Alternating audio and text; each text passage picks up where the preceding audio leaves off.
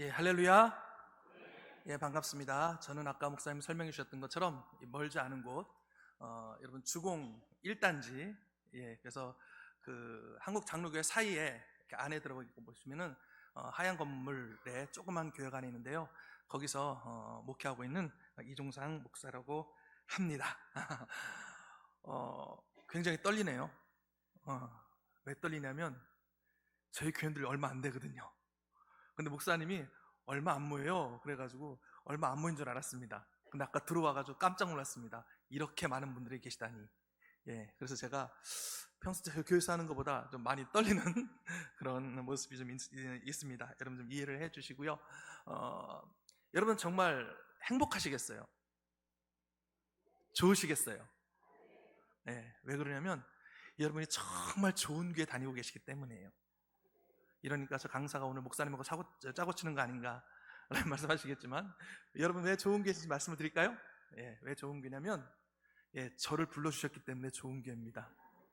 제가 인천도에 온 지 7년 정도 된 것 같아요. 예, 근데 한 번도 저를 불러준 교회가 없었거든요. 근데 우리 목사님이 저를 불러주셨어요. 예, 그리고 또 한 가지 뭐냐면 목사님이 저를 정말로 사랑해 주십니다. 저는 이곳에 연구가 없이 개척해서 왔습니다. 그런데 정말 막막했어요. 근데 이거 왔더니 우리 주한국 목사님이 얼마나 신경 쓰시고 정말 동생처럼, 아들처럼, 후배처럼 챙겨주시는지, 이렇게 사랑이 많으신 목사님을 제가 본 적이 없거든요. 예, 다른 노예 있을 때는 맨날 목사님들이 치고받고 싸우는 것만 봤다가 인천도에 와보니까는 목사님들이 너무 좋으신데 우리 주한국 목사님이 너무 좋으신 분이십니다. 할렐루야. 예, 여기까지는 농담으로 좋았던 거고요. 네, 진짜 좋은 게는 뭐냐면 여러분들이 하나님을 사랑하기 때문인 줄로 믿습니다. 아멘. 헌신 예배 드릴 때에 이렇게 나와서 하나님 앞에 찬양하고 또 후회함이 없는 헌신하겠다고 말씀 이렇게 찬양하는 거 보면서 정말 귀하다. 그리고 아름다운 이 찬양이 저는 천군천사가 함께하는 소리처럼 들렸습니다. 우리 5, 6, 7, 8 여전도 회원 여러분들을 주님의 이름으로 축복합니다. 그리고 사랑합니다. 다시 한번 박수로 우리 격려하도록 하겠습니다. 제가 오늘 와서 어떤 말씀을 증거할까 많이 고민했습니다. 예전에 이제 목사님이 헌신 예배예요 말씀하시길래 헌신 예배면 헌신에 관한 설교를 할까? 그러면은 헌신이라는 단어는 내 목을 쳐서 드리는 거니까 우리 여전도 회원들을 막 독려해가지고 헌신자로 만들까? 이렇게 기도했는데 하나님 이렇게 마음을 주셨어요. 그런다고 변하지 않는다. 우리의 본질을 알아야 된다. 내가 누구인지를 알아야 우리가 하나님 앞에 온전히 헌신할 수 있을 것 같다라는 마음을 주셔서 오늘 제가 말씀 방향은 우리 여전도 여러분들을 좀 위로하기를 원합니다. 아멘? 왜 이런 말씀 안 들어보셨어요? 별로 아멘이 크게 안 나오네. 예, 그리고 여러분들에게 용기를 주길 원하고 또 희망과 소망을 주기를 원하는 그런 말씀을 방향을 가지고 함께 말씀을 좀 나누려고 합니다. 자, 오늘 말씀 제목을 같이 한번 읽어볼까요? 시작. 내 눈의 보배라는 말씀 제목으로 하나님 말씀 증거하려고 합니다. 여러분들은 하나님 보시기에 또 여러분들을 보시기에 여러분 스스로를 어떤 존재로 여기십니까? 많은 분들이 하나님 앞에서 나를 어떻게 보고 어떻게 바라보고 있냐면 우리는 대부분 사람들이 우리는 죄인으로 바라보는 것이죠. 그러니까 하나님 앞에 서면은 우리 항상 기도해요. 한없이 부족하고 주님 연약합니다. 그리고 하나님 앞에 헌신한다고 이야기할 때도 굉장히 죄송스러운 거예요. 그리고 항상 우리는 부끄럽습니다 그렇게 얘기하는 것이죠. 제가 이제 목회자로서 우리 성도님들 대하면서 연말 때가 되면은 이제 내년도를 계획해야 되잖아요. 그래서 이제 얘기를 합니다. 집사님, 권사님, 이러한 자리가 비어 있습니다. 제가 생각할 때는 우리 권사님, 집사님이 최적이십니다. 그럼 항상 하시는 말씀이 뭐예요? 목사님, 저는 부족해서 못합니다. 연약해서 못합니다. 다 그렇게 말씀하시는 거예요. 그러다 보니까 교회에서 점점 일할 사람들이 없어지더라는 것이죠. 여러분, 정말 여러분들 우리가 그런 존재입니까?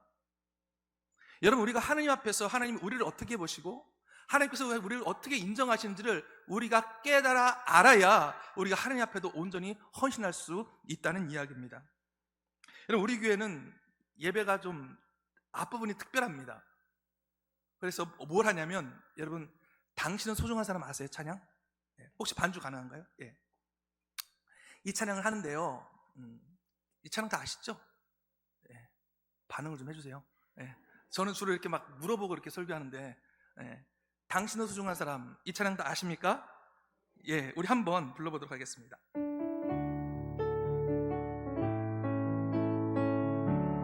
당신은 소중한 사람, 당신은 소중한 사람, 당신은 존귀한 사람, 당신은 존귀한 사람, 이 세상에 하나뿐인 당신은 너무나도 소중한. 예, 여기까지요. 예, 자 보세요. 여러분, 이 찬양 고백이 너무 좋잖아요, 그렇죠? 우리 대한민국의 정말 좋은 찬양 가운데 한 가지인데, 여러분, 이 찬양 가운데에 하나님의 마음이 느껴지세요? 아멘. 여러분, 이 찬양은 우리가 서로 이렇게 축복송으로 부르잖아요. 근데 우리가 우리를 축복하기 이전에 하나님이 우리를 향하신 마음이에요. 그래서 저희 교회는 예배 시작하면서 이 찬양 먼저 시작합니다. 그래서 제가 이렇게 얘기해요. 당신은 소중한 사람, 당신은 존귀한 사람, 하나님의 마음을 우리가 바라보면서 예배합시다 라고 이야기해요. 자, 그렇게 한번 불러볼게요. 다시 한번 하겠습니다.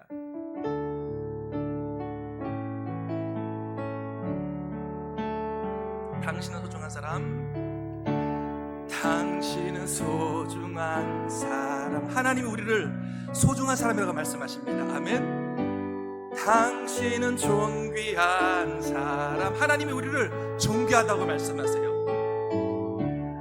이 세상에 하나뿐인 당신, 이 세상에 하나뿐인 당신이 너무나도 소중한 사람을 말씀하시죠. 여러분 믿으세요? 그럼 가사 바꿉니다. 자기 이름 넣어서 찬송할게요. 이런 종상일 사랑해요,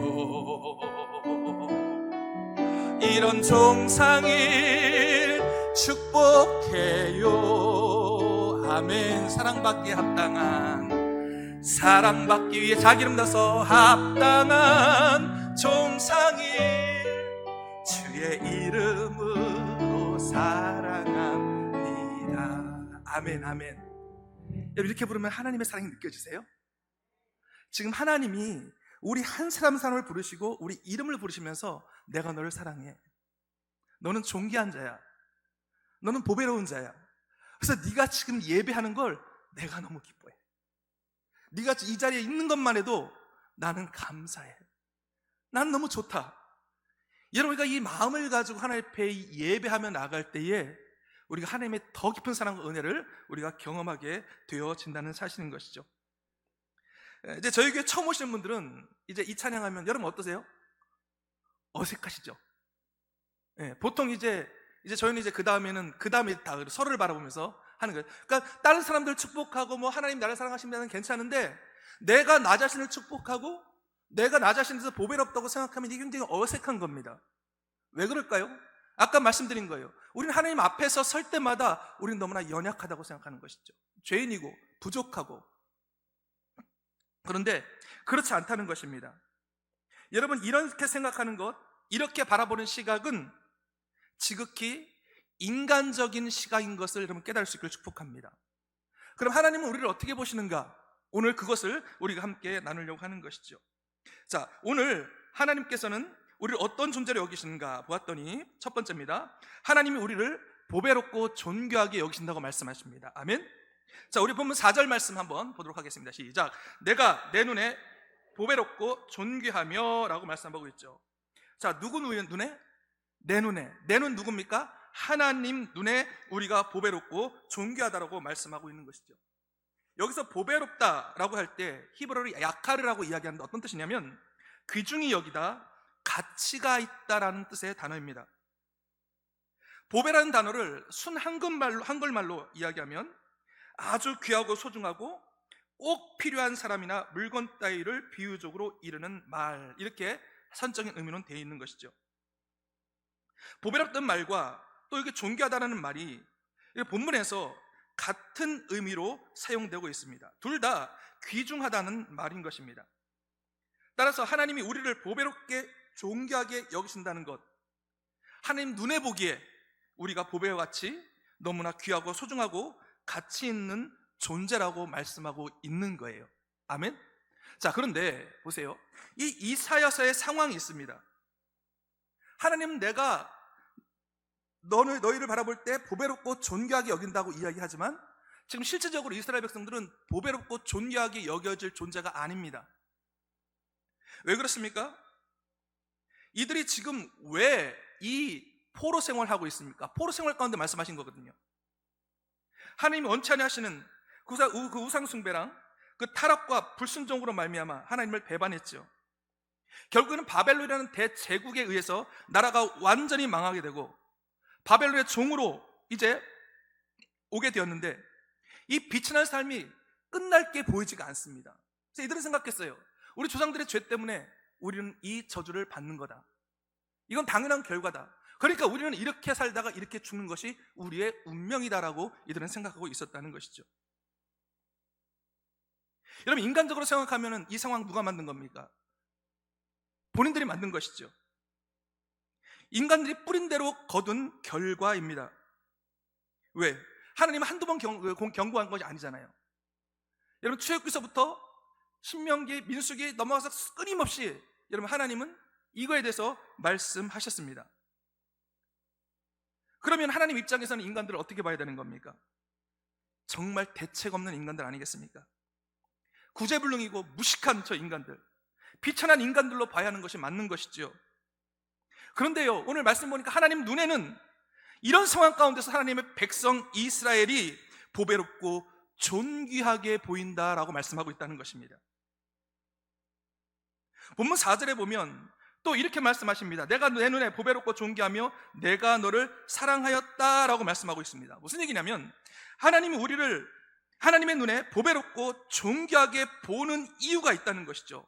그것은 무엇입니까? 하나님 우리를 사랑하시기 때문이라고 이유를 분명히 말씀해 주십니다. 이 하나님의 눈은 어떤 하나님의 눈인가 보았더니 이 하나님은 무조건적인 사랑의 눈으로 우리를 바라보고 계신다는 것입니다. 왜냐하면 지금 하나님께서는 이스라엘 백성들의 조건을 따져보고 행동을 보시면서 도저히 보배롭고 존귀하게 여김을 받은 상태가 아니라는 걸 알고 계셨죠.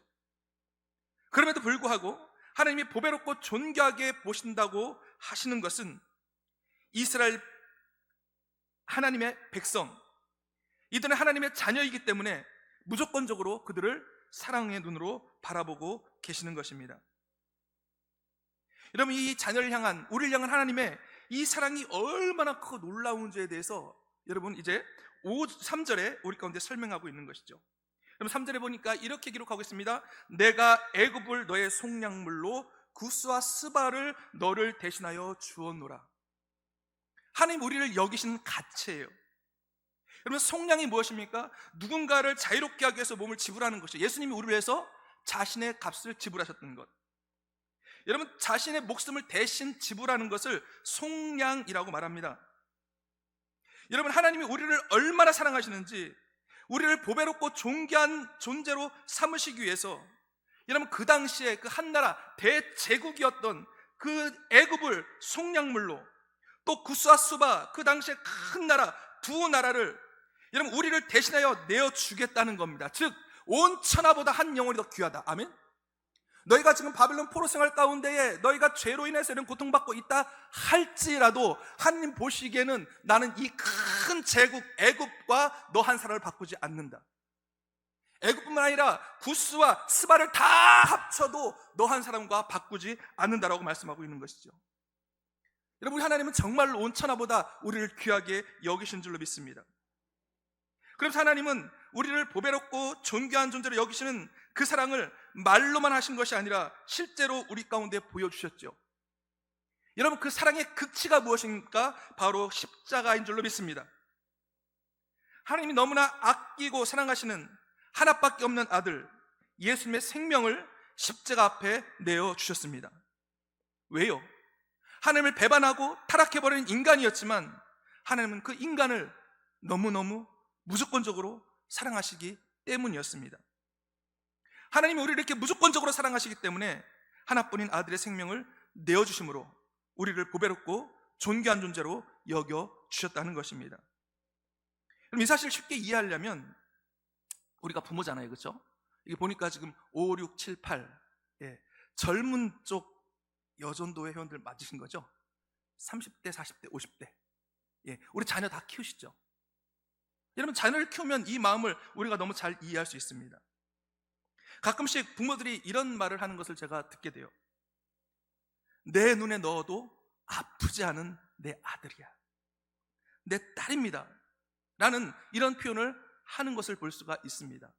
실제로 그렇잖아요. 저도 이제 제가 보기엔 젊어 보이죠? 근데 제가 50이 넘었습니다. 제 딸들은 27, 25이에요. 그런데 애들 어렸을 때 보면 너무너무 이쁜 거예요. 그죠? 정말로 얘를 내 눈에 넣어도 아프지 않을, 그렇게 정말 아름답고 소중한 존재인 것이죠. 여러분, 그 당시에 어떻습니까? 내 자녀가 부족하고 연약한 점이 있어도 부모에게는 내 자녀는 내 눈에 넣어도 아프지 않을 여전히 너무나 사랑스럽고 보배로운 존재인 것입니다. 다른 이유가 있나요? 다른 이유 없죠. 딱 한 가지입니다. 내 자녀이기 때문에, 내가 낳았기 때문에 귀중한 보배인 것이죠. 그럼 하나님도 마찬가지라는 것입니다. 하나님이 우리의 아버지시기 때문에 자녀인 우리가 부족함과 연약함이 있어도 우리를 최고로 귀하게 여기시는 것이 하나님의 마음인 것이에요. 그래서 우리를 최고로 보배롭게 여기신다라고 말씀하고 있는 것입니다. 여러분, 공동번역이 이것을 굉장히 재밌게 표현해요. 여러분, 공동번역에는 이렇게 표현하고 있습니다. 너는 눈에 넣어도 아프지 않을 나의 귀염둥이, 나의 사랑이다. 굉장히 노골적으로 적나라하죠. 이게 더 와닿죠. 보배롭고 존귀하다고 그러니까 뭔가 좀 그렇잖아요. 근데 지금 뭐라고 이야기하고 있다고요? 너는 나의 귀염둥이야, 나의 사랑이야 라고 말씀하고 있습니다. 하나님의 마음이 부모가 자녀를 사랑하는 그 마음과 같다는 것입니다. 여러분, 하나님 지금 말씀하시는 거예요. 우리들을 향해서 말씀하십니다. 할렐루야. 뭐라고요? 너는 눈에 넣어도 아프지 않을 내 아들이야, 너희는 내 딸이야, 너희는 내가 너무 사랑하는 나의 귀염둥이야, 나의 보배야, 나의 사랑이야 라고 우리 가운데 고백하고 계신다는 것입니다. 여러분, 이런 하나님의 마음을 잘 보여주는 것이 이제 누가복음 15장에 잃어버린 드라크마를 찾는 여인의 비유입니다. 여러분, 어떤 내용입니까? 어떤 여인이 10드라크마 있는데 하나를 잃어버렸죠. 그래서 그 여인이 등불을 켜고 온 집안을 쓸면서 잃어버린 한 드라크마를 찾는 것입니다. 그런데요, 이 한 드라크마 찾아낼까지 부지런히 찾고 또 찾죠. 그래서 마침내 잃어버린 한 드라크마를 이제 찾아냅니다. 그래서 어떻게 합니까? 이 여인이 너무나 기뻐서 친구들과 이웃을 불러서 잔치를 부릅니다. 그래서 이렇게 얘기합니다. 나와 함께 즐깁시다. 제가 잃어버린 드라크마를 찾았습니다. 여러분, 사실 이 한 드라크마, 노동자 한 하루 품삯밖에 되지 않는 작은 금액입니다. 그런데 그 잃어버린 한 드라크마를 온 집안을 쓸면서 열심히 찾고 찾아서 마침내 찾아내었을 때 너무나 기뻐하면서 친구들과 이웃까지 초청하여서 천국 잔치를 벌인 이유가 어디에 있었겠습니까? 여러분, 그 여인에게는 그 드라크마가 그 하나이지만 곧 귀한 보배였기 때문입니다. 결혼 치치강물을 쓸 아주 특별한 의미가 있는 너무나 귀중한 것이기 때문이었다는 것이죠. 이 성경의 비유의 말씀이, 이 여인은 하나님을 말씀하는 것이 될 수 있고, 잃어버린 드라크마는 곧 우리를 말씀하고 있다는 것입니다. 하나님도 이와 같이 마찬가지입니다. 여러분, 과학자들이 이야기할 때 우리의 몸의 구성물질, 돈으로 환산하면 돈 10,000원어치도 되지 않는다고 이야기합니다. 여러분, 이렇게 돈 10,000원도 되지 않는 우리이지만 하나님은 아들의 생명의 값으로 지불하실 정도로 우리를 사랑하시기에 하나님은 우리를 보배롭고 존귀한 존재로 여겨주시는 줄로 믿습니다. 아멘. 자, 그러면서 하나님께서는 우리 가운데 약속하세요. 우리를 보배롭고 존귀하게 여기시는으로 그치는 것이 아니라 우리의 미래 인생 가운데 어떤 계획이 있다고 말씀하십니다. 뭐라고 말씀하시는가? 여러분, 하나님이 우리를 보배롭고 존귀한 존재로 세우시겠다라고 말씀하십니다. 아멘.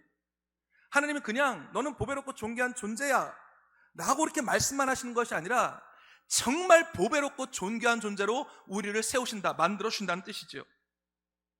자, 4절에 보니까 내가 내 눈에 보배롭고 존귀하며 라고 말씀하십니다. 그래서 존귀하다는 것, 여러분 헬라어로 보면은 카바드라고 이야기하는데, 히브리어로 카바드, 명예롭다, 존경받다, 영광스럽다는 뜻입니다. 여러분 이 말의 뜻, 현재에 관한 뜻도 있지만 그것도 있지만 우리의 미래적인, 미래의 인생을, 우리 하나님 우리를 명예롭고 존경스럽고 영광스러운 참으로 가치 있는 인생으로 세우신다는 뜻도 있다는 것입니다. 여러분 이 사실을 유명한 청교도 설교자였던 토마스 왓슨이라는 목사님이 이런 표현을 하셨습니다. 하나님은 우리가 가치 있는 존재로서 택하신 것이 아니고 우리를 택하셔서 가치 있는 존재로 만드시는 것이다. 아멘. 그러니까 하나님은 우리가 가치 있고 존재 있는 것처럼 보여서 우리를 선택하는 것이 아니라는 것이에요. 우리를 택하셔서 가치 있는 존재로 만드시는 분이 하나님이다. 이 말은 하나님이 우리가 부족하고 연약함에도 불구하고 우리를 무조건적으로 사랑하셔서 택하고 하나님의 자녀로 삼아 주셨기 때문에 우리를 가치 있는 존재인 보배롭고 존귀한 존재로 만드신다는 뜻입니다. 하나님 우리를 손수 빚어주십니다. 그래서 우리를 보배롭고 존귀한 존재로 세워 가신다는 것이죠. 자, 그러면 한 가지 좀 더 생각해 보려고 합니다. 하나님이 보배롭다고 하시는 것, 존귀하다고 하시는 그 가치는 어떤 가치일까? 우리가 보배롭었으면 좋겠다, 존귀했으면 좋겠다 라고 이렇게 이야기하잖아요. 무엇일까? 여러분 우리가 이 땅에서 부귀영화를 누리는 것일까요? 아니면 이 땅에서 권력을 가지는 것일까? 여러분 이런 가치는 사람들 눈에 보이기에는 가치 있게 보일지 모르지만 하나님 눈에는 전혀 그렇게 보이지 않는다는 것입니다. 여러분 권력을 가진 대통령이 되고 국회의원이 되고 그렇다 할지라도 만약에 감옥에 들어간다면 여러분 그것이 보배롭고 존귀한 것이 될 수 없는 것이죠. 여러분 하나님 말씀하시는 보배롭고 존귀하다는 것은 참된 가치를 말하는 것입니다. 여러분 참된 가치가 되기 위해서는 영원한 가치가 되어야 되고 영원히 보배로운 가치가 되어야 합니다. 그리고 그것은 성경적, 본래적 가치여야 한다는 것이죠. 왜요? 그 자체가 보배롭고 귀중한 목적으로 삼을 수 있는 가치는 성경적인 가치여야 된다는 것입니다. 여러분 이 부분을 이렇게 한번 설명해 볼게요. 하나님이 요셉을 보배롭고 존귀한 자로 세우셨습니다. 그런데 요셉의 상황을 보세요. 하나님은 형들의 시기로 이제 요셉이 웅덩이에 버려졌죠. 그래서 모함을 받습니다. 감옥에 갇히는 힘겨운 인생을 살아갔던 요셉. 근데 하나님께서는 이 요셉을 애굽의 총리로 삼으셨죠. 7년 동안 극심한 굶주림으로 죽어가던 온 가족의 생명을 살려주셨습니다. 그리고 정치를 제대로 할 수 있도록 지혜도 주셨죠. 여러분 애굽뿐만 아닙니다. 주변 여러 나라에 필요한 양식을 공급하게 하셨습니다. 수많은 사람들의 생명을 살리게 하셨습니다. 또한 형제들을 용서하는 넓은 아량까지도 주셨습니다. 즉 하나님은 이 요셉을 총리로 세우셔서 단순히 권력을 누리는 그런 사람으로 세운 것이 아니라는 것입니다. 어떤 사람이요? 온 가족과 수많은 사람의 생명을 살리는 보배롭고 존귀한 가치가 있는 사람으로 세워주셨다는 것입니다. 형제를 용서하고 화합하는, 그리고 형제들의 맞이가 되어주는 보배롭고 존귀한 사람으로 세워주셨다는 것입니다. 여러분 이것이 바로 가치 있는 인생이에요. 이런 삶이 바로 보배로운 인생이라고 말씀하고 있다는 겁니다. 여러분 우리나라 사람들이 제일 좋아하는 찬송가가 305장이라고 합니다. 나 같은 죄인 살리신 주 은혜 놀라와, 이 찬양이죠. 여러분 이 찬양은 전 세계의 많은 크리스찬들이 가장 좋아하고 사랑하는 곡입니다. 여러분 이 찬양의 찬송가를 지은 사람이 누구냐면 우리가 잘 아는 존 뉴턴이라는 사람입니다. 이 존 뉴턴 어떤 사람이었는가? 원래는 노예선에서 노예를 팔던 아주 극악무도했던 그런 사람이었죠. 그래서 그 당시에 가장 많은 범죄를 저질렀다고 인정받을 만한 그런 사람이었습니다. 그렇게 살아갔던 그가 어느 날 토마스 캠피스가 준 그리스도를 본받아라는 책을 읽고 큰 감동을 받게 되었다고 합니다. 그 얼마 후에 이제 영국으로 돌아가는 배를 탔는데 이제 북대서양에서 극심한 이제 폭풍을 만나게 돼서 배가 거의 침몰하게 되었죠. 그때 그가 이렇게 기도합니다. 주님, 나를 불쌍히 여겨 주옵소서. 간절히 기도를 드리게 되었고, 이 존 뉴턴은 이 폭풍 속에서 예수님을 영접하게 됩니다. 그러고 나서 그 후에 그는 뇌를 팔며 방황했던 그 삶을 완전히 끝내게 되는 것이죠. 그리고 하나님은 그 당시 위대한 복음전자였던 조지 휘필드의 설교를 듣게 하셨습니다. 그리고 그 당시에 유명한 부흥운동의 지도자들, 여러분 헨리 벤과 윌리엄 그림쇼 같은 이 사람들을 만나게 해주시면서 이 존 뉴턴의 삶이 새로운 인생으로 세워져 가기 시작합니다. 그래서 그가 39살 때 부목사가 됩니다. 그리고 목사로 임명됐을 때 뉴턴이 오늘의 본문인 말씀을 하나님께서 그의 마음에 생각나게 하셨고, 오늘 본문 말씀을 벽난로에 이렇게 써 넣었다고 이야기합니다. 내가 내 눈에 보배롭고 존귀하며 내가 너를 사랑하였은즉, 여러분 이 말씀을 마음에 새기고 났더니 몇 년 후에 하나님께서 존 뉴턴의 마음속에 노예제도를 없애라는 마음을 주셨다는 겁니다. 여러분 그래서 그 당시 이제 노예제도 폐지를 주장했던 정치인 윌리엄 월버포트를 이제 만나게 되는 것이죠. 그리고 그를 도와서 이제 존 뉴턴은 노예제도를 폐지를 위해서 힘을 쏟았고, 그래서 결국 미국의 아브라함 링컨이 미국의 노예제도를 폐기하기 훨씬 50년 전에 영국에서 먼저 노예제도가 폐지되게 되었다는 것입니다. 찬송가 305장, 이 나 같은 죄인 살리신, 그가 54세 때 작사한 것입니다. 어느 저녁 노을이 지는 이 시간에 주님을 묵상하면서 뜰에 앉아 있었다고 합니다. 그때 갑자기 마음속에 우러나는 감격이 있었는데, 멸망당할 수밖에 없던 죄인을 아무런 값도 치르지 아니었음에도 불구하고 용서해 주셨다는 그 감격이 그의 마음을 감동케 했다는 것이죠. 그래서 그리고 펜을 들고 쓰기 시작했는데 그 찬송시가 바로 어메이징 그레이스, 나 같은 죄인 살리신 이십니다. 여러분, 하나님이 이렇게 죄악 속에서 방황하며 살아가던 존 뉴턴을 놀라운 하나님의 사랑으로, 하나님의 자녀로 삼아 주셨습니다.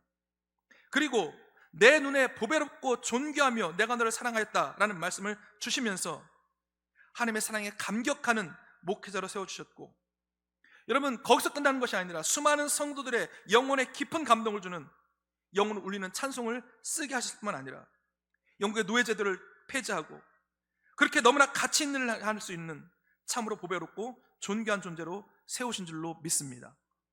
여러분, 하나님이 우리를 그렇게 만들어가기를 원하신다는 거예요. 여러분, 이것을 소망할 수 있기를 축복합니다.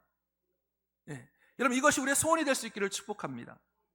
정말 내가 하나님 보시기에 보배롭고 존귀한 자로 쓰임받는 자가 되어야 한다는 것이에요. 여러분, 헌신이 무엇이겠습니까? 십자가의 대속의 사랑의 은혜로 감사해서 헌신하는 것이죠. 더 나아가서 하나님, 나를 보배롭고 존귀하고 내가 너를 그렇게 사용할 거야 해서 하나님께서 우리를 부르신 줄로 믿습니다. 다른 것이 아니에요. 우리는 복음을 통해서 우리의 최고의 가치로 우리 삶이 올라가는 줄로 믿습니다. 제가 우리 교회 한 집사님을 소개하고 이제 설교를 좀 마무리하려고 합니다. 지금 2003년이니까 2019년도 코로나 전에 어떤 한 부부가 이제 저희 교회에 오셨습니다. 저희 청년 하나가 이 오빠 부부거든요. 이 부부를 구원하려고 10년 이상을 기도했던 가정이에요. 한 번도 교회 가본 적이 없습니다. 근데 이제 저희 교회에 오게 되었죠. 근데 왔는데 사람이 굉장히 큰 병에 들어 있었습니다. 그래서 그의 과거를 제가 이렇게 물어보니까 하나님을 알지를 못한 거예요. 들어본 적이 없습니다. 교회 다녀본 적도 없어요, 어렸을 때. 그런데 그의 어머니가 술집을 하시는 분이에요. 그러니까 어려서부터 어머니의 술 먹는 모습들, 그리고 엄마가 술 취하고 들어오면 이 아들을 패는 것들, 그러다가 이제 아버지하고 이혼하고 새아빠가 들어왔는데 그 새아빠가 밤마다 뚫겨 패는 겁니다. 그러니까 그 마음 가운데 상처 아픔으로 가득 차 있었죠. 그러니까 술, 담배로 찌든 인생을 살아가는 겁니다. 그래서 물어봤어요. 두 분은 어디서 만나셨어요? 포장마차에서 술 먹다 만났습니다. 이러는 거예요. 얼마 드셨는데요? 하루에 소주 3병 이상. 담배는 얼마나 피셨어요? 5갑 이상. 여러분, 그러니까 극한 스트레스와 이 심한 이 술, 담배 때문에 여러분 그거 아세요? 젊은 당뇨라고? 예. 30대에 아주 극심한 당뇨가 오게 되었습니다. 그래서 신장이 완전히 망가져 버렸어요. 그래서 신장 투석을 이제 이틀에 한 번씩 매일 합니다. 한쪽 눈은 실명이 됐습니다. 그리고 어느 날 그 동생이 막 울면서 저한테 전화가 왔어요. 목사님, 우리 오빠를 위해서 기도해 주세요. 너무 불쌍해요. 왜? 그랬더니 오늘 길병원에 가는데 의사가 얘기하기를 당신 당뇨가 너무 심해서 지금 심장 기능이 16% 남았다. 언제 멈출 줄 모른다. 빠르면 3개월, 길어봤자 6개월 남았다. 이렇게 얘기한 거예요. 집안이 난리가 났습니다. 그래서 이제 전화가 온 것이죠. 여러분, 이런 상황이니까 이분은 장애인 판정을 받았습니다. 그리고 지금 기초생활수급자로 그렇게 살아가는 인생입니다. 보세요, 여러분, 인간적인 눈으로 보면 너무나 안타깝죠. 저주받은 인생 같습니다. 여러분, 이런 몸을 가지고 있는데 무슨 보배롭고 존귀하다고 이야기하는 그 말씀을 들어보겠습니까? 여러분, 제가 이런 설교할 때마다 이분은 막 반감을 갖는 거예요. 목사님, 그거 다 다른 사람들 이야기죠. 제 이야기는 절대 될 수 없습니다 라고 이야기했던 분입니다. 근데 이분이, 이 가정이 저희를 통해서 하나님을 만났습니다.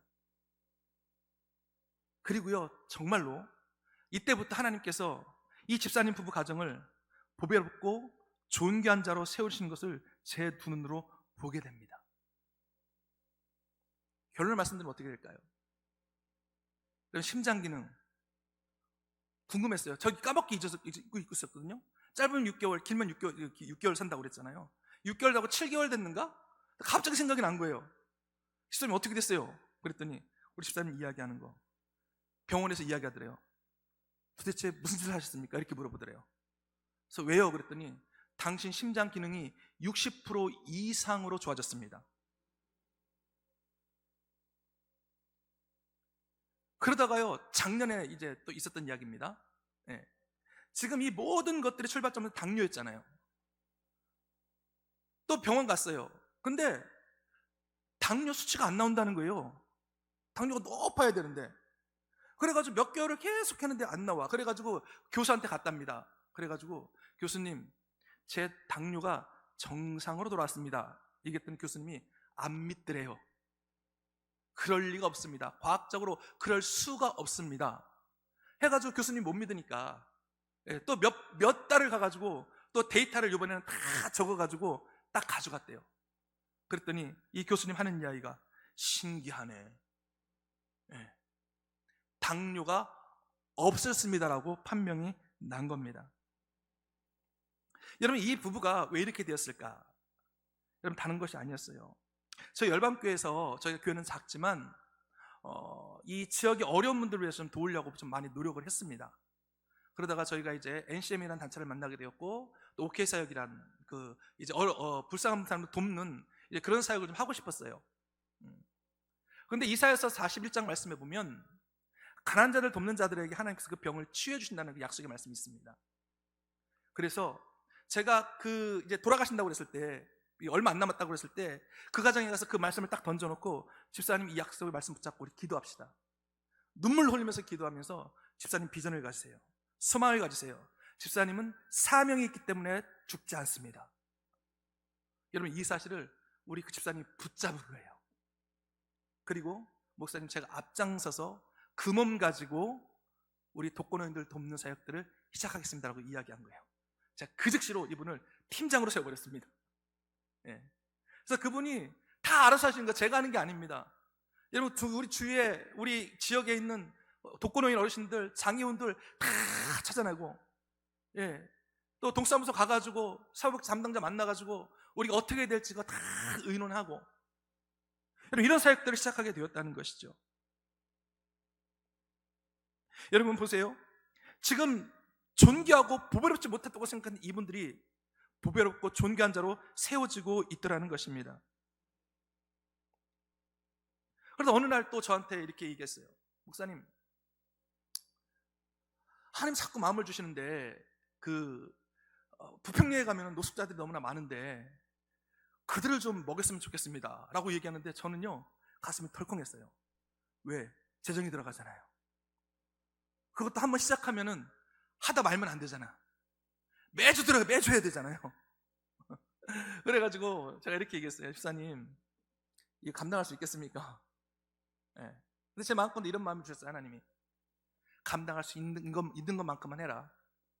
네. 그래가지고 집사님 이거 왜 하시려고 해요? 뭐 때문에 이거 하시게 됐어요? 했더니 이렇게 말씀하시는 거예요. 목사님, 제가 재정학교 끝나고 나가지고 이 집이 재정이 별로 안 되잖아요. 제가 얼마 받더니 그 아내가 딱 200만 원 갖고 그거 삽니다. 예. 이 남편은 이제 장애니까 돈을 벌 수가 없으니까 그걸 다 쪼개고 남았더니 한 달에 2만 원이 남더래요. 2만 원.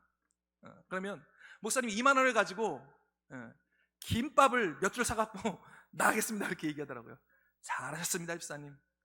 그렇게 얘기했어요. 근데 이 집사님이 진짜로 김밥을 그 몇 줄을 사갖고 나가셨습니다. 그래서 노숙자들 만나고 나눠주신 거예요. 근데 이분들이 돈이 없으니까 매주 못 하잖아요. 그러면서 제가 이렇게 했어요. 할 수 있는 것만큼 집사님 한 달에 한 번 나가도 되고 2주에 한 번씩 나가도 됩니다 라고 이야기했어요. 이제 그랬더니 이제 제 마음 가운데 막 강한 도전이 오는 거예요. 하나님의 약속의 말씀을 믿자. 하나님이 우리를 어떻게 존귀하게 세우시는지를 한번 보고 싶다라는 열망이 생긴 거죠. 그래가지고요, 집사님 저도 동참하겠습니다. 그래서 제가 그랬어요. 일주일에서도 얼마씩 이제 내겠습니다 라고 이렇게 얘기를 하고 하는데 오늘 집사님이 정말 기쁜 마음으로 막 오셨어요. 목사님 기적이 일어났습니다. 그랬더니 뭐가 기적인데요? 그랬더니 이 부평에요 1,000원짜리 김밥이 있어요 이렇게 얘기하는 거예요. 저는요 너무 놀랐어요. 할렐루야, 기적이었습니다. 그리고 요즘 김밥 얼마에 3,000원 4,000원씩 하잖아요. 여러분 1,000원짜리면은요 3명 4명을 나눠줄 수 있는 거예요. 그래가지고 이제 격주로 하기 시작하다가 이제 매주 이렇게 하기로 했습니다. 근데 놀란 건 뭐냐면 그 가정에 하나님이 채워주시는 거예요. 저는 정말로 우리 교회가 이거 감당할 수 없을 거라 생각했거든요. 여러분 그런데 저희 지금 주일날 독거노인들 5년째 하루도 빠지 않고 하고 있습니다.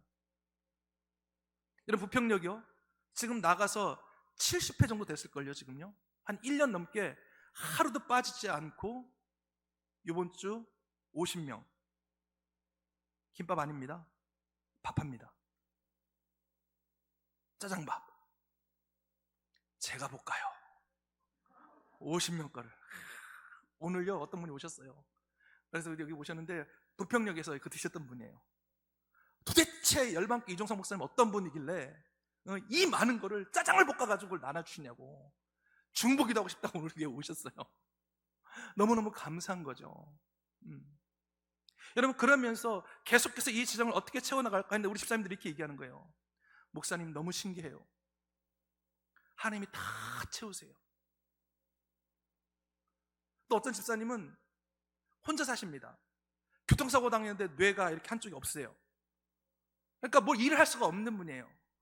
근데 이분은 매주 어떻게 하냐면 계란을 한 판을 사갖고 옵니다. 그러니까 저희 짜장밥이 그냥 나가는 게 아니에요. 거기다 계란까지 올려요. 깨까지 탁 뿌려가지고 감동이 되잖아요. 근데 이걸 이분이 감당하시는 거예요.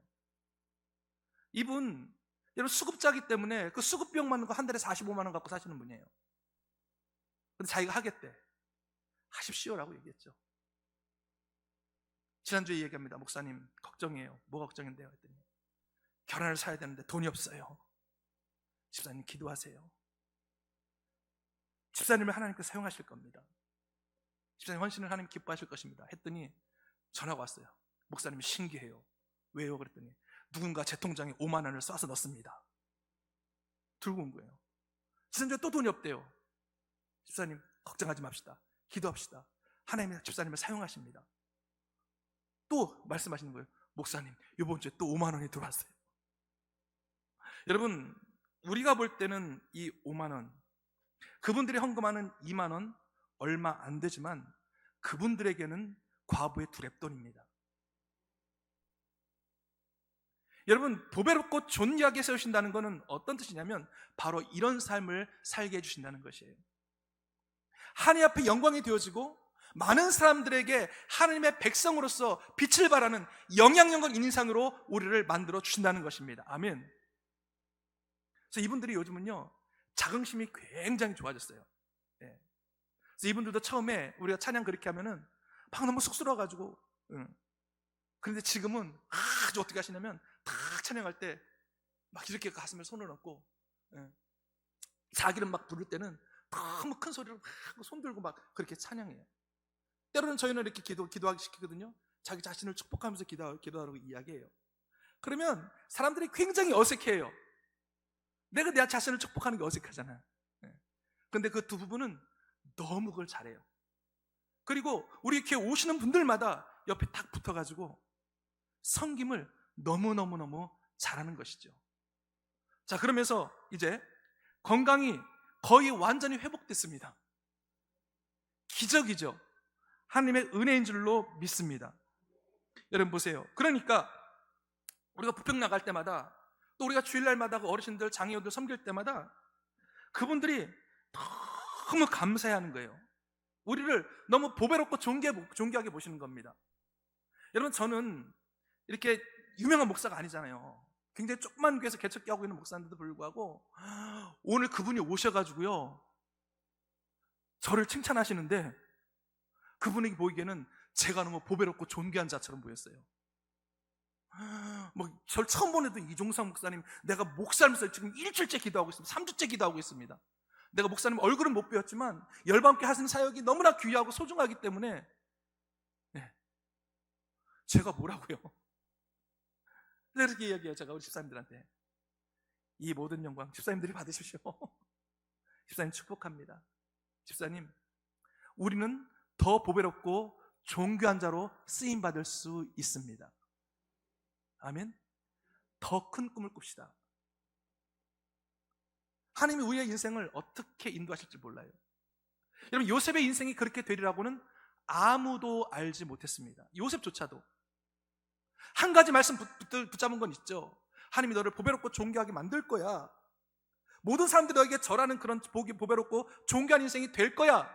여러분, 그 사실을 믿었을 때에 여러분, 이 요셉은 그 정체성을 잃지 않았다는 것입니다. 여러분, 우리가 정말 하나님께 헌신하길 원한다면 여러분, 내가 누구인지를 아셔야 합니다. 여러분, 그래야 우리는 넘어지지 않아요. 여러분, 이제 말씀은 이제 마치도록 합니다. 우리 5, 6, 7, 8 여전도의 회원 모든 분들, 여러분들이 보배롭고 존귀한 존재이기 때문에 하나님 우리를 이곳에 보내신 줄로 믿습니다. 그리고 우리를 여전도의 회원으로 삼아 주신 것이죠. 여러분, 그 사실을 믿을 수 있기를 축복합니다. 아멘. 여러분, 젊으신 부부들이니까 제가 이것만 한번 질문할게요. 여러분, 남편들이 공수 대접해 주십니까 지금? 아니요. 너무 그냥 근데 결혼 전에 어땠어요? 그런 대접 받았잖아요. 그렇죠?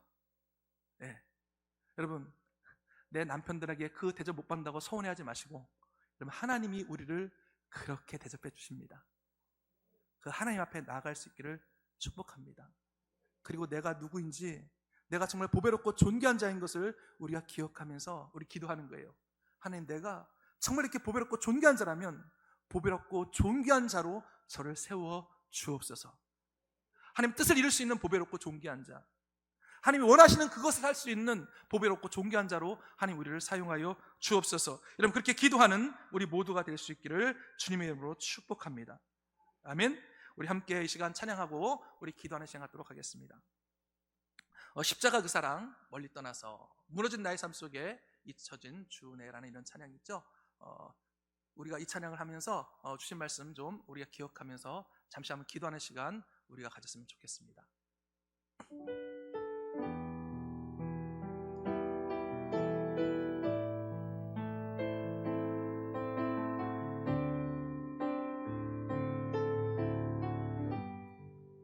십자가 그 사랑, 십자가 그 사랑, 멀리 떠나서 무너진 나의 삶 속에 잊혀진 주네,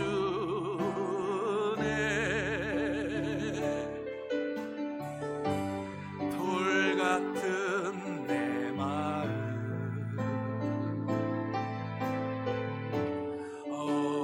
어루만지사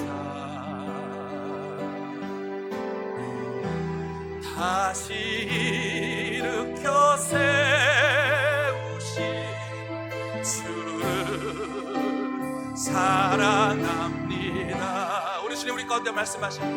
아멘. 주 나를 보호하시고 날 붙드시니 나는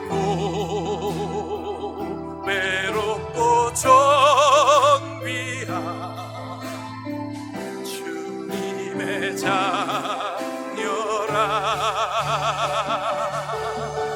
주 나를 보호하시고 날 붙드시니 나는 외롭고 존귀한 주. 우리 마지막으로 다시 한번 고백하십시다. 십자가 그 사랑, 멀리 떠나서 십자가 그 사랑, 멀리 떠나 있다 할지라도 멀리 떠나서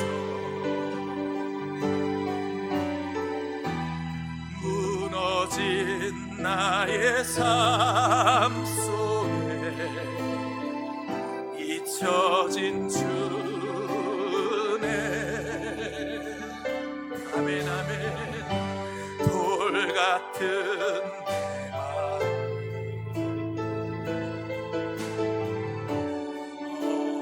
마음 만지사 다시 일으켜 세우신 주를 약속의 말씀을 붙잡고 다시 한번 일어서 주시다. 주 나를 보호하시고 주 나를 보호하시고 날 우리가 어떤 상황 가운데 있다 할지라도 나는 보배롭고 존귀한 주 자녀라. 주 나를 보호하시고 날 붙드시니 나는 보배롭고 존귀한 주의 자녀라. 아멘 아멘. 여러분 이거 헌신 예배니까 우리 한번 함께 기도하십시다. 여러분 하나님이 우리를 향하여서 말씀하십니다. 사랑하는 나의 딸아, 넌 나의 보배롭고 존귀한 자야. 네가 지금 어떤 모습이고 어떤 삶을 살아왔든지 그와 상관없이 내가 너를 낳았고 넌 나의 자녀이기 때문에 난 너를 무조건 사랑하고 난 너를 보배롭고 존귀하게 여긴단다. 여러분 이것이 우리의 신분이에요. 우리가 우리 자신들을 축복합시다. 하나님, 나는 하나님 안에서 존귀한 자인 줄로 믿습니다. 하나님, 나는 하나님 안에서 나는 보배로운 자인 것을 제가 인정합니다. 그리고 하나님, 내가 내 자신을 축복합니다. 여러분 내 자신을 축복하는 기도 해보셨어요? 내 자신을 보배롭고 존귀하다고 칭찬하면서 여러분 이렇게 기도해 보신 적 있으십니까? 오늘 그 기도를 한번 해보려고 합니다. 자, 여러분 이렇게 보세요. 자기 머리에 손을 얹어 보세요. 마치 우리가 자녀들을 축복하고 기도하는 것처럼 여러분 정말로 마음을 다해서 내가 내 자녀를 축복하고 너를 축복하는 것처럼 나 자신을 한번 축복해보는 그런 시간을 좀 가져봤으면 좋겠습니다. 자, 하나님의 마음을 가지고 축복하는 겁니다. 자, 이 시간 함께 여러분들 이름을 불러가면서 이 시간 함께 기도하도록 하겠습니다. 기도합니다. 고만 감사하신 아버지 하나님, 그렇습니다. 하나님, 우리를 보배롭고 존경하고 계신 하나님 약속하셨습니다. 하나님, 나는 하나님을 존경하고 소중한 자입니다. 나는 보배로운 자입니다. 하나님 눈에 보기에 하나님 너무나 아름답고 아버지 내가 정말 거칠고 환난과 고통과 절망과 아버지 죄악 가운데 살아왔지나 할지라도 나는 너무나 부족하고 연약해서 나만 아는 것도 할 수 없는 그런 존재라 할지라도 나는 하나님 안에서 존귀하고 소중한 존귀인 것을 믿고 아버지 이 시간 내 자신을 축복합니다. 하나님 내 자신을 축복합니다. 내 자신을 축복합니다. 종성아 너는 축복된 자야. 종성아 너는 축복된 자야. 너는 보배로운 자야. 하나님 너를 사용하실 것이야. 내 하나님께서 너를 하나님 위대한 인생으로 만들어 주실 것이야. 하나님께서 나를 통하여서 우리 가정을, 우리 사랑하는 자녀를, 내 남편을, 우리 예번교회를 세우실 존재야. 담대할지어다. 하나님 우리 가운데 이 마음을 부어주십시오. 아버지 하나님의 마음을 우리 가운데 충만하게 부어주셔서 하나님 내가 어떠한 존재인지, 하나님 나를 어떻게 사랑하시는지, 하나님 내가 하나님 나를 어떻게 사용하실지 기대감을 갖는 인생 되게 하여 주시옵소서. 아버지 하나님, 그래서 정말 하나님 모시기 아름답고 존귀한 자로 세워지기 간절히 원합니다. 하나님 우리 예번교회가, 하나님 우리 여전도회가 아버지 하나님 모시기 아름다운 존재로 세워져 나갈 수 있기를 간절히 기도하고 소원합니다. 하나님 도우시옵소서. 하나님 축복하여 주옵소서. 아버지 하나님 함께하여 주옵소서. 아버지 함께하여 주옵소서.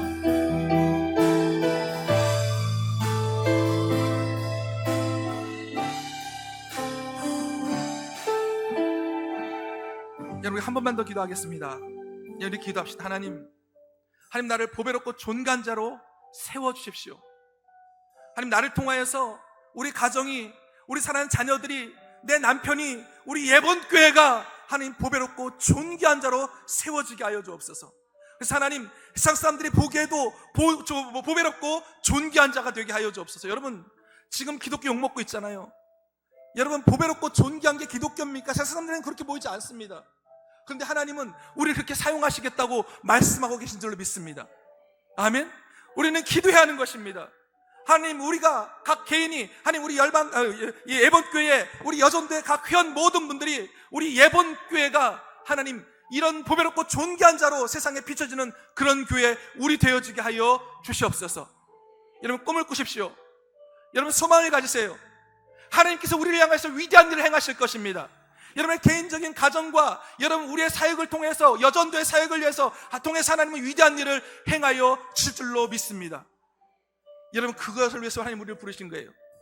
그래서 그렇게 말씀하시는 것입니다. 여러분이 할 수 있습니다. 우리 이 시간 다 함께 다시 한번 주여 우리가 그렇게 소망합니다. 하나님 우리를 사용하여 주옵소서라고 다시 한번 기도하도록 하겠습니다. 기도합니다. 더 좋으신 아버지 하나님, 우리가 다시 한번 기도하며 나갑니다. 아버지 하나님 우리 가운데에 아버지 꿈과 소망을 주십시오. 아버지 하나님 우리를 보배롭고 존귀한 자라고 말씀하시면서 하나님 우리를 그렇게 말로만 하시는 것이 아니라 보배롭고 존귀한 자로 세우시겠다고 말씀하시는 하나님, 아버지는 부족하고 연약하지만 아버지 그런 자를 사용하시는 하나님, 그럼에도 불구하고 보배롭고 존귀한 자를 여기시고 내가 너를 그렇게 만들어야겠다고 말씀하시는 아버지 하나님, 우리가 하나님의 사랑과 아는 은혜 가운데 그 말씀 안에서 그것을 기억하면서 아버지 하나님 그 일을 감당해낼 수 있는 우리 모두가 될 수 있도록 지금 축복하시고 인도하여 주실 간절히 기도하고 소원합니다. 거룩하신 아버지 하나님 은혜와 사랑과 능력으로 부어주시고 인도하여 주옵소서. 기름 부심이 넘치게 하여 주옵소서. 아버지 하나님 이 시대에 하나님 우리 예번교회, 여전도회 5, 6, 7, 8 여전도회 회원들이 일어나게 하여 주옵소서. 아버지 하나님의 사역자로 일어나게 하여 주옵소서. 하나님 헌신자로 일어나게 하여 주옵소서. 세상에 빛이 되어지고 세상에 보배롭고 존귀한 자로 여김을 받으며 아버지 세상 사람들에게 아버지 그런 소리를 듣고 아버지 세상의 높임을 받는 아버지 그런 존재가 되어지게 하여 주옵소서. 하나님 요셉이 그렇게 쓰임받았던 것처럼 아버지 예번교회가 주님 앞에 그렇게 쓰임받는 복된 교회가 되어지기를 간절히 기도하고 소원합니다. 아버지 기름 부으소서. 아버지 역사하여 주옵소서. 크신 하나님, 놀란 하나님, 은혜 하나님, 능력의 하나님, 보배롭고 존경하신 하나님의 놀라운 능력을 경험하게 하여 주옵소서.